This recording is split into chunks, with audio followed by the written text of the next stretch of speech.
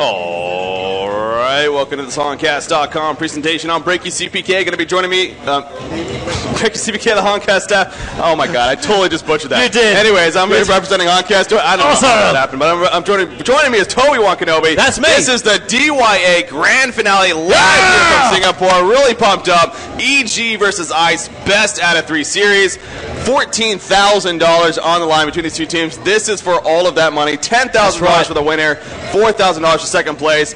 This is going to be huge. This is going to be absolutely amazing. We've been going through the last 2 days, group stages before. Yeah. EG, not a single game lost. In fact, their last game of the group stage was against its very team. It was against Ice, but they haven't dropped anything. Ice undefeated so far, bar that one match. Yeah. Can they come back? Can they do it? It's a best of 3, as you said, so this is only going to be the first of things to come, and it's going to be a very, very hard slog. First match we saw yesterday, 65 minutes of an epic match, and even then, the teams weren't going full out. It was a dead rubber, and they just went for a bit of fun, and even then, it got intense. It was a really intense match. It really was, like you said, there really wasn't anything on the line, but it still was a very, very good match, and definitely gives us an idea of what to expect here in this. Again, Impunity actually took a game off of EG in the semifinals, but EG ended up winning the last 2 games, whereas Ice, they won 2-0, but like we said, it was a very epic series and could have gone either way. But let me take in the game now. The bands have obviously already started, and now, as you can see on the screen, let's talk about the bands. We got one more band coming up, and we are looking at Dr. Repulsor,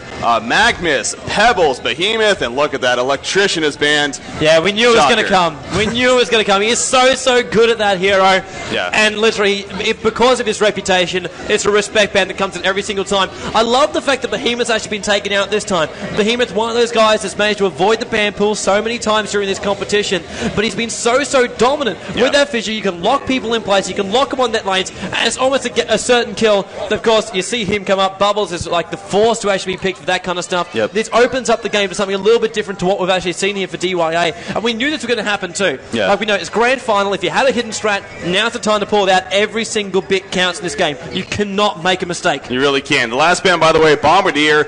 In fact, we were talking about that game yesterday. Bombardier was used against Ice, and he did a very good job, and Ice was actually talking about how frustrated they were with Bombardier, so banning them with the last ban there. As a result, the first pick going Pharaoh in favor of EG. Now, Pharaoh, a very popular pick, especially for a team like EG. They really love to use him. An excellent laning phase hero, can solo. He can also, be a partner in a lane. We've even seen him used in a tri-lane throughout this tournament. We have. You don't see them really too often, but that mummy wall can definitely cause a lot of issues, a lot of concerns, and the spamming the Tormented Soul can be a lot of fun to deal with. And then, of course, his ultimate can really set up a lot of things, both defensively and offensively. That's right. We did actually see it a couple of times through the port keys, through the Pharaoh ultimate, just be able to, if something went wrong, the amount of times we saw a Pudge solo middle lane, he managed to get that Gauntlet hook in, pull them in, and all of a sudden, smack bang, right on top of you, Dr. Repulsor, Pharaoh, and they're all pounding on top of you. It's like, you know what, that was an awesome hook, you didn't get the respect for it, and it goes down.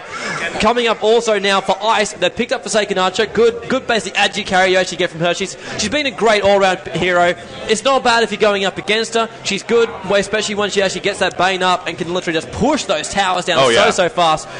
We've seen so many times. Also, got to note it. Witch Slayer and Defiler coming out, so very good push coming out here from EG. Andromeda's up as well. Sandray still hasn't been picked. He is still in the mix. He hasn't actually been banned, I don't believe, either. Yeah. And it's one of those heroes. I'm wondering if they're actually going to try and replicate it as well.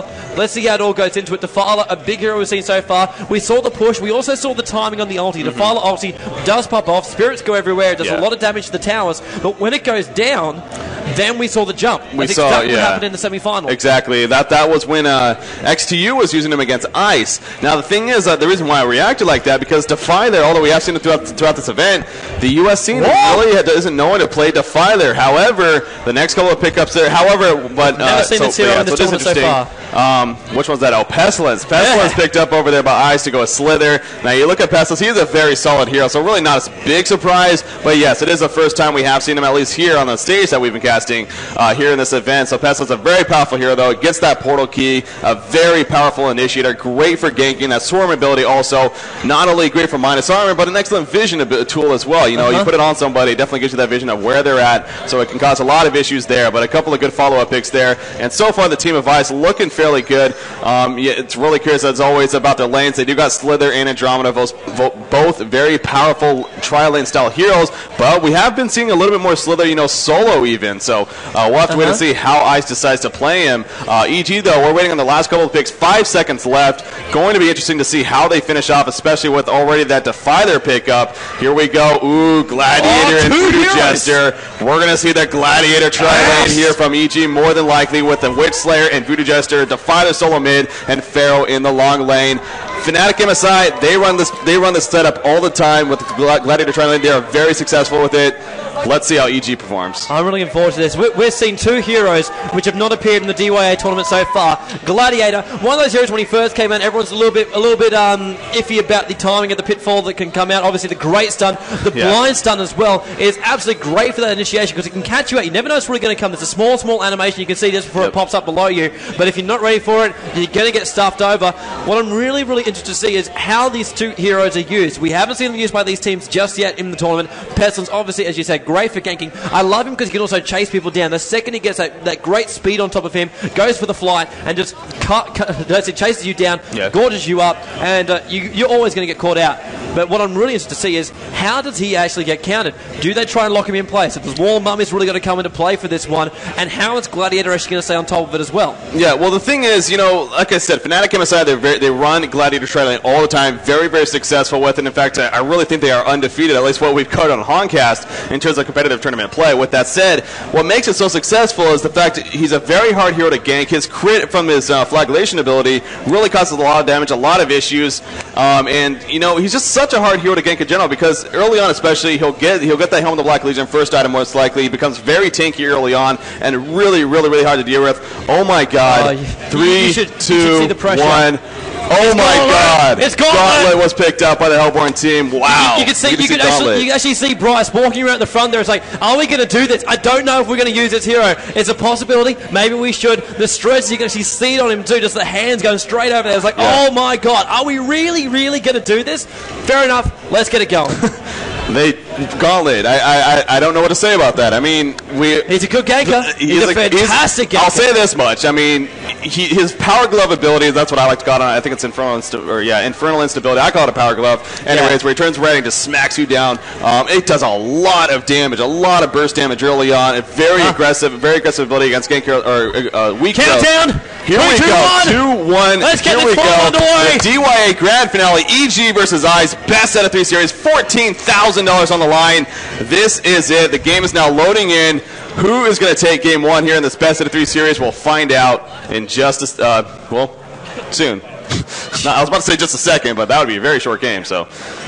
All right. That definitely will. Again, I do want to reiterate, we are in a LAN setting. Of course, the players can hear us, so want to reiterate that where we're not going to we normally talk about a couple of things that when we're not in a LAN environment like this, but obviously when we're in a LAN environment, they can hear us, so we can talk about a couple of things and also watch a couple of things. So just keep that in mind when watching the stream, and go along with it. But yeah, so as always, the laning phase, very, very interesting. Gonna see how it plays out for both teams. As EG, again, you would expect the Gladiator tri-lane, seeing that it's a very, very popular. And, of course, so EG lanes, very sound. You pretty much expect what they're going to do. As far as Ice goes, though, interesting to see how they're going to go about it. Yeah, it will be interesting to see how they actually go for these lanes. Do they go stand? Do they go the tri-lane? Do they try and actually counter it with just one hero doing one thing? And it is just one of those things where you've got to go, how are you going to approach it? Do we try something different? Do we go, you know what, let's just try a quad. Let's try a 5. What do we do that's really going to mix this game up? And that's going to be something they're going to ask themselves. How do we actually begin this game? They've had time to think about it. They've had about maybe 6 hours between the semi-finals and the grand final. So it's all about what you actually want to try off here early in the game to get yourself that early advantage. Oh, yeah. And the funny thing about that, too, we actually just had, what? Okay, that just gave away what they're doing. So Kongor attempt here for the Hellborn team. There goes Kongor. Token alive picked up by Pestilence. Pitfall going to come out. Lands on 3 heroes. But here we go. Level 1 Kongor by Ice. How about that? Coming out of nowhere. EG, they were not ready for that. We kept it off the cameras. we kind of got inside information beforehand. We didn't want to actually let it off here. We knew they were going to go for it. We can't allow the players to actually see it.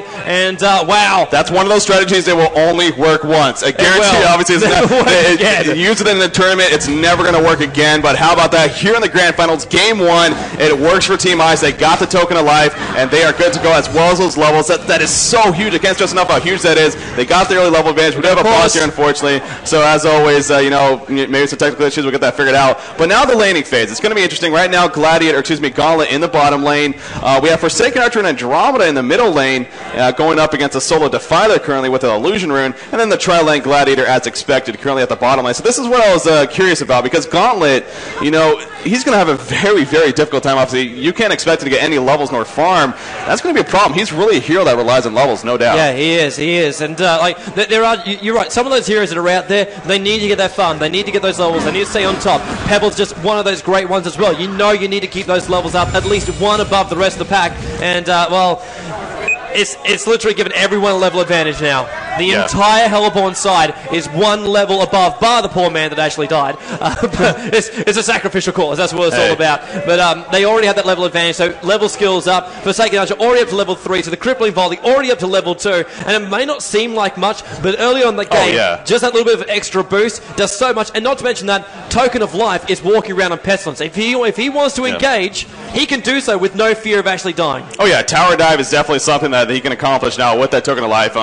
Whenever we do see a level 1 Kongor, like I said, it is very, very, very, very rare, but whenever we do see a level 1 Kongor,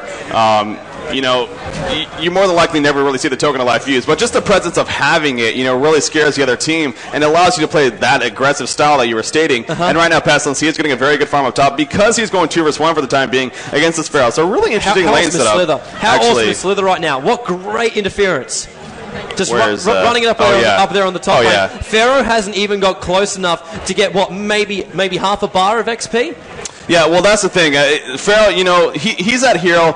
Yes, he can use levels, of course, but at the same time, whenever you pick up a hero like Pharaoh, you kind of expect that he's going to get lack of farm, because so many times we see him used in the long lane like this, and it is more than likely going to be an uneven matchup. So we're definitely seeing that hero once again, and as you mentioned, B could play Pharaoh. He has not got it, or he's gotten very little experience, if anything, as you see him still level 1. However, as we talked about, Gauntlet is still level 1 as well, so it's kind of a trade-off right there. And honestly, I really do think Gauntlet needs those levels much, much more than Pharaoh. So right now, I definitely give the advantage to EG in terms of the early laning phase, but of course, we still got a hell of a game in front of us. Common on the Defiler here in the middle lane. There goes a follow-up with the Gripping Volley. We're going to see a Bloodlust kill, trying to chase him in the jungle. One more, not going to happen. They have to fall back. Andromeda did not want to tower dive, so did not want to risk a death to see Forsaken Archer also falling back down to half life, and it looks like that's going to be that. So attempt now 240. That wouldn't have been the Bloodlust kill. I apologize.